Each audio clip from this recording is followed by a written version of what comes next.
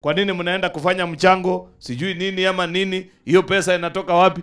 Pesa kila mtu wako naye. Tofauti ni roho.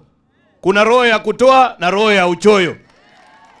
Hii watu ambao wanatuambia maneno mingi si ati hawana pesa. Akina Wamunyoro hawa wakati huyu Mutuse alikuwa na muimpeach, simuliona ile mali yake ilitangazwa mabilioni ya pesa. Amenunua mahoteli kutoka Mombasa mpaka sijui wapi.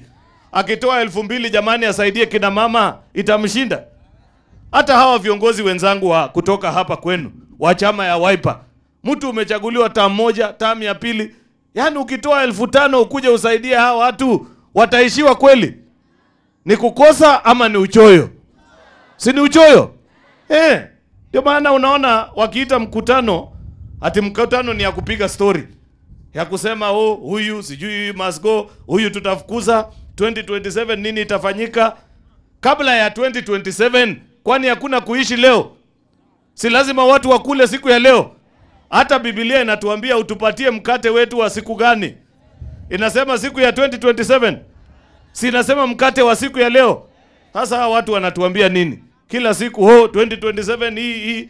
Wako na pesa, lakini kutoa kwa mwananchi wa kawaida, kumfanyia harambee tu. Sisi tunaambia hawa viongozi wa choyo, hiyo ukora yenu ikope.